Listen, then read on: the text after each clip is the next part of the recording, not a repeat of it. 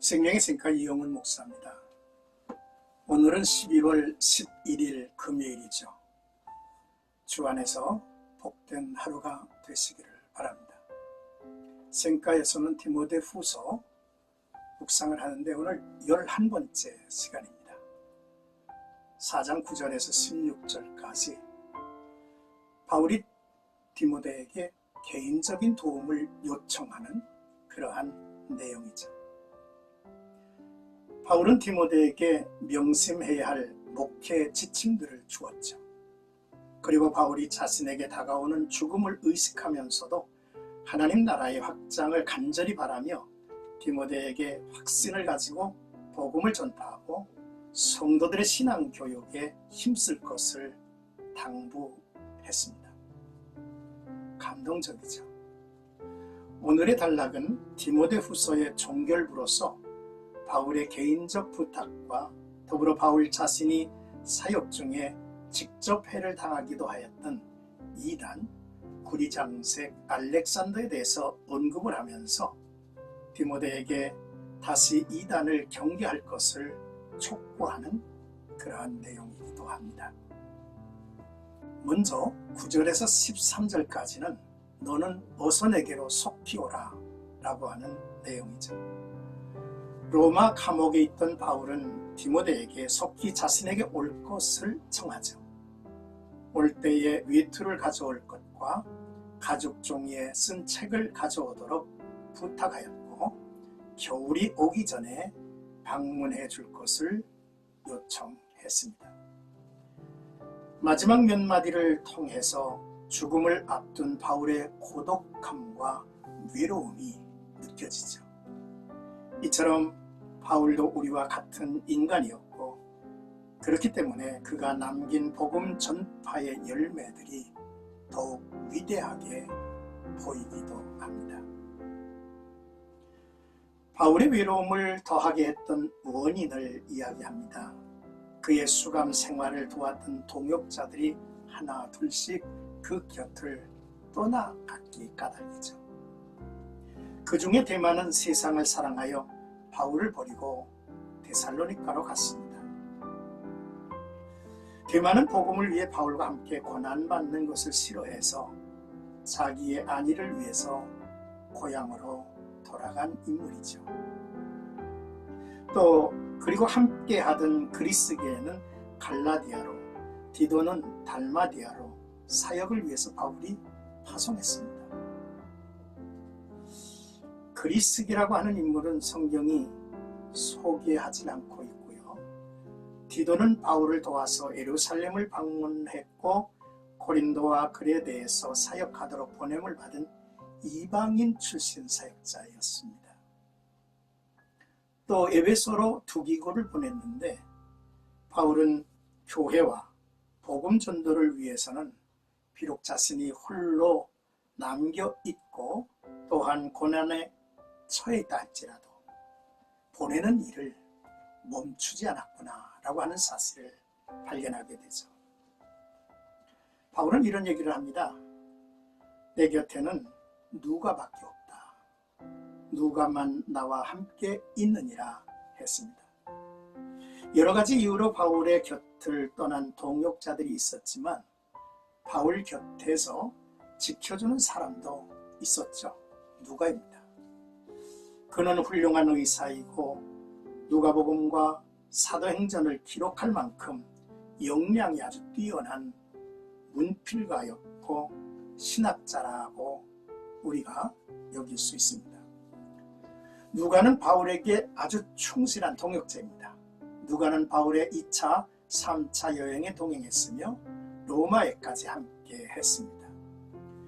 따라서 누가가 디모데서를 대필했을 것이다 라고 하는 추측이 가능하죠. 참으로 귀한 인물입니다. 바울에게 있어서 누가가 없었다면 오늘의 바울을 우리는 만나볼 수가 없었을 것입니다. 바울은 디모데에게 네가 올 때에 마가를 데리고 오라. 그가 나의 일에 유익하니라 했습니다.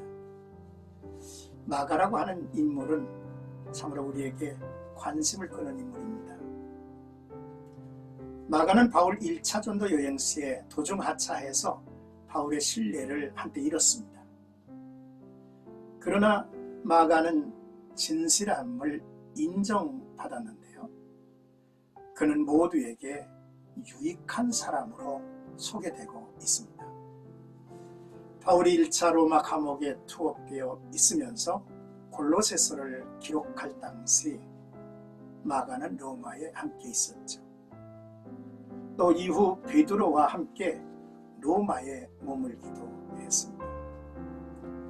그러므로 이제 2차 로마 감옥에 투옥된 바울은 복음 사역을 함께 하기 위해서 마가와 같은 인물이 필요했을 것입니다. 바울은 디모데에게 마가를 데려오도록 당부했죠. 마가는 마가복음을 기록한 자로 전해지고 또 바나바의 조카로 알려져 있습니다. 이제 14절에서 16절까지는 너도 그를 주의하라 그가 우리 말을 심히 대적하였느니라 라는 내용입니다. 바울은 디모데에게 불의 세공업자인 알렉산더를 주의하라고 말합니다. 알렉산더는 주를 믿다가 믿음에 배신, 배교한 사람이죠. 교회에서 출교가 되었고 그 후에 바울의 전도 사역을 회방하였던 것 같습니다. 공동 번역에는 그를 이렇게 이야기하고 있습니다. 그는 우리가 전도하는 것을 악착같이 반대한 사람이라 라고 했죠. 재판 때에도 바울에게 불리한 증언을 해서 바울에게 해를 입혔을 것입니다. 하지만 바울은 심판자이신 주님께 모든 것을 맡기죠. 그래서 바울은 주께서 그 행한 대로 그에게 갚으실 것이라고 했고, 또한 바울은 디모데에게 이 같은 이단자들을 경계하라고 말씀을 하고 있는 것입니다. 바울은 자기가 홀로 있도록 주변에 있던 사람들이 어떤 이유에서간 떠났습니다. 그 떠난 자들을 비방하지 말자라고 권하고 있죠. 당시 로마의 재판에서도 피고의 동료들이 재판장에 나와서 피고를 변호해 주는 것이 관례였습니다. 그런데 바울의 곁에 아무도 남아있지 않습니다 라고 하는 것은 저에게 참 불행이고 힘든 일이죠. 하지만 바울은 모두를 이해하고 자신의 감정을 내려놓고 하나님을 중심으로 자기가 처한 고난을 바라보는 인물이었음을 볼 수가 있습니다. 오늘 나와 여러분들이 함께 암송할 성구는 디모데후서 4장 11절입니다. 누가만 나와 함께 있느니라. 네가 올 때에 마가를 데리고 오라. 그가 나의 일에 유익하니라 하신 말씀이죠. 사랑하는 생각가족 여러분, 내게 대적하고 상처를 두고 떠난 사람들이 있지 않습니까? 어떻든 인간은 홀로임이 아닐 수 없죠. 하지만 내가 홀로일 때에 내가 부르면 언제나 뛰어올 사람, 디모데와 같은 사람 말이죠.